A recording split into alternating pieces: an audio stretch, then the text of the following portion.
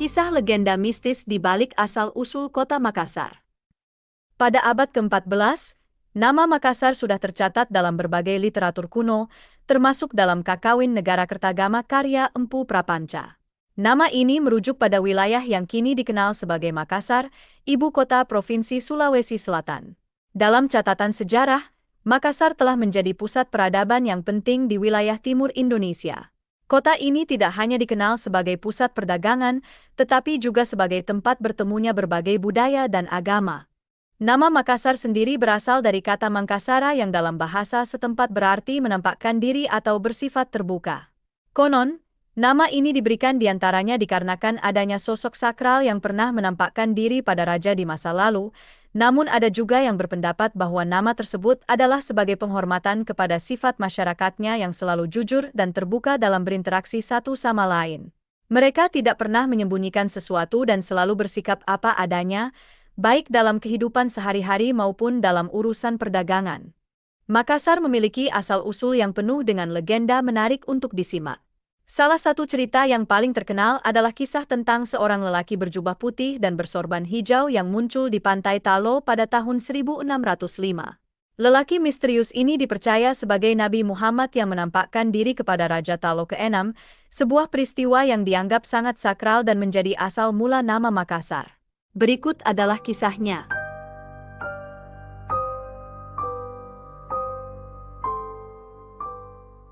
Pada zaman dahulu, di sebuah wilayah yang kini dikenal sebagai Makassar, terdapat sebuah kerajaan yang makmur dan dihuni oleh masyarakat yang hidup rukun dan damai. Kerajaan ini dipimpin oleh seorang raja bijaksana yang selalu mengutamakan kejujuran dan keterbukaan dalam setiap tindakannya. Masyarakatnya pun dikenal sebagai orang-orang yang jujur, terbuka, dan selalu menampakkan diri apa adanya. Pada suatu pagi yang cerah di tahun 1605, suasana di kerajaan Talo terasa berbeda. Raja Talo ke-6, yang dikenal sebagai seorang pemimpin bijaksana dan penuh wibawa, sedang menikmati pemandangan dari istananya yang megah. Tiba-tiba, sebuah cahaya putih yang memancar dari pantai Talo menarik perhatiannya. Cahaya tersebut begitu terang dan memancar ke seluruh penjuru istana, seolah-olah membawa pesan sakral dari alam semesta. Raja Talo merasa ada sesuatu yang istimewa dengan cahaya tersebut.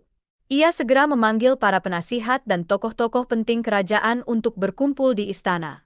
Mereka semua terpesona oleh keindahan dan keajaiban cahaya putih yang memancar dari pantai. Cahaya tersebut dianggap sebagai pertanda sakral, sebuah tanda dari para dewa atau leluhur yang ingin menyampaikan pesan penting kepada kerajaan. Dengan penuh rasa ingin tahu dan keyakinan, Raja Talo memutuskan untuk pergi ke pantai Talo bersama rombongannya. Mereka berjalan dengan hati-hati, mengikuti cahaya putih yang memandu langkah mereka. Sesampainya di pantai, mereka melihat sebuah pemandangan yang menakjubkan. Cahaya putih tersebut memancar dari sebuah titik di pantai, menciptakan aura magis yang membuat semua orang terdiam dalam kekaguman. Raja Talo mendekati titik cahaya tersebut dengan hati-hati. Ia merasa ada kekuatan yang luar biasa di tempat itu. Tiba-tiba, cahaya putih tersebut semakin terang dan memancar ke langit, seolah-olah membuka pintu menuju dunia lain.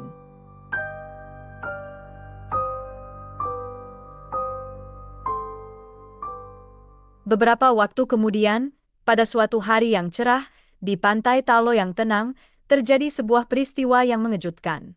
Ketika Raja Talo ke-6 sedang berjalan-jalan di tepi pantai, dari kejauhan ia melihat seorang lelaki berjubah putih dan berserban hijau berjalan mendekat. Wajah lelaki itu teduh, penuh kedamaian, dan tubuhnya memancarkan cahaya yang menenangkan. Raja Talo merasa ada sesuatu yang istimewa dengan lelaki tersebut. Ketika mereka bertemu, lelaki itu tersenyum dan menjabat tangan Raja Talo. Sentuhan tangan lelaki itu terasa hangat dan penuh energi, seolah-olah mengalirkan kekuatan yang luar biasa ke dalam tubuh Raja Talo. Lelaki berjubah putih itu kemudian menulis dalam bahasa Arab di telapak tangan Raja Talo. Dengan penuh wibawa, lelaki itu meminta Raja Talo untuk menunjukkan tulisan tersebut kepada seorang laki-laki yang akan datang ke pantai dalam waktu dekat. Setelah memberikan pesan tersebut, lelaki berjubah putih itu menghilang begitu saja, meninggalkan Raja Talo dalam kebingungan dan kekaguman. Raja Talo merasa bahwa pertemuan dengan lelaki berjubah putih itu adalah sebuah pertanda sakral. Ia segera kembali ke istana dan kembali menceritakan peristiwa tersebut kepada para penasihat dan tokoh-tokoh penting kerajaan. Mereka semua terpesona oleh cerita Raja Talo dan merasa bahwa pesan yang diberikan oleh lelaki berjubah putih itu harus segera dilaksanakan.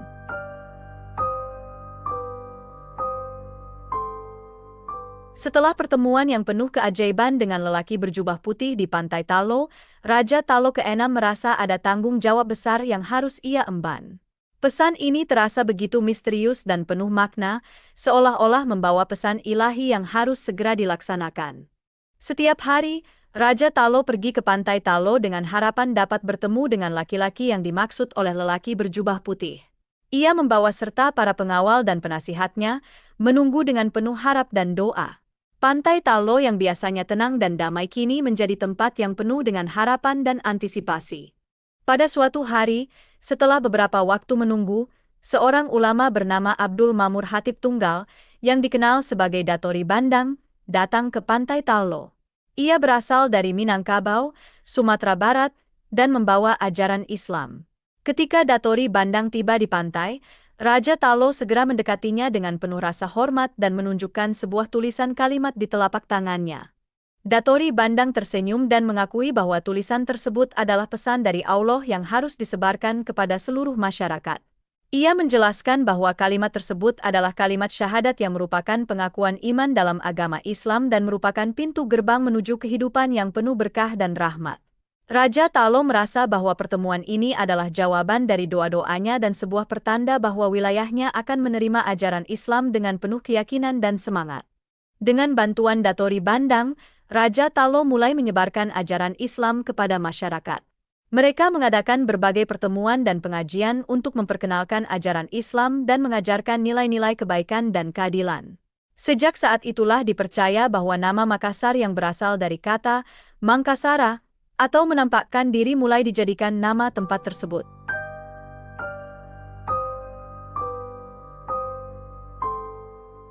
Makassar memasuki babak baru dalam sejarahnya. Penyebaran Islam di Makassar tidak hanya membawa perubahan dalam kehidupan spiritual masyarakat, tetapi juga mempengaruhi berbagai aspek kehidupan sosial, budaya, dan politik. Datori Bandang, dengan kebijaksanaan dan pengetahuannya yang mendalam tentang agama, mulai mengajarkan ajaran Islam kepada masyarakat Makassar. Ia mengadakan berbagai pertemuan dan pengajian di istana dan di berbagai tempat di sekitar kerajaan. Dalam setiap pertemuan, Datori Bandang menjelaskan pentingnya kalimat syahadat sebagai pengakuan iman dan pintu gerbang menuju kehidupan yang penuh berkah dan rahmat. Raja Talo, yang telah menerima ajaran Islam dengan penuh keyakinan, menjadi teladan bagi masyarakatnya. Ia mengajak para bangsawan dan rakyatnya untuk mengikuti ajaran Islam dan mengamalkan nilai-nilai kebaikan, keadilan, dan persaudaraan. Dengan dukungan penuh dari Raja Talo, ajaran Islam dengan cepat menyebar ke seluruh wilayah Makassar. Masyarakat Makassar menerima ajaran Islam dengan antusiasme yang luar biasa. Mereka mulai mengubah cara hidup mereka sesuai dengan ajaran agama yang baru. Masjid-masjid mulai dibangun di berbagai tempat, menjadi pusat kegiatan keagamaan dan sosial. Pengajian dan ceramah agama diadakan secara rutin, mengajarkan nilai-nilai kebaikan dan keadilan kepada masyarakat. Penyebaran Islam di Makassar juga membawa perubahan dalam sistem pemerintahan dan hukum. Raja Talo dan para penasihatnya mulai mengadopsi hukum-hukum Islam dalam mengatur kehidupan masyarakat. Hukum-hukum ini tidak hanya mengatur hubungan antara individu, tetapi juga hubungan antara masyarakat dan pemerintah. Dengan demikian, ajaran Islam menjadi landasan bagi kehidupan sosial dan politik di Makassar.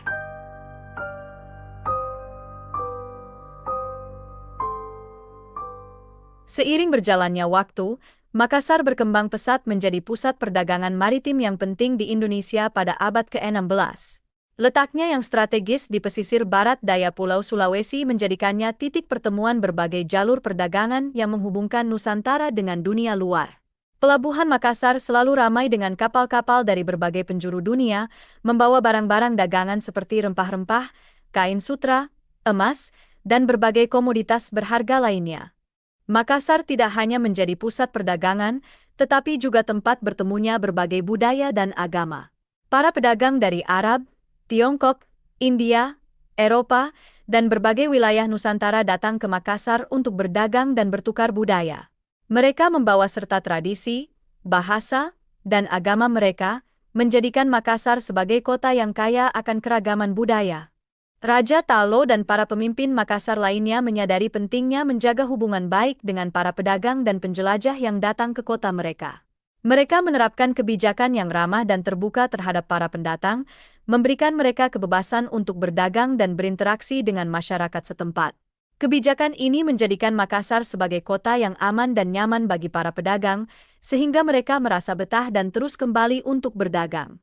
Demikianlah kisah ini diceritakan, segala kebenaran detailnya kita kembalikan kepada Allah, Tuhan pemilik kisah kehidupan.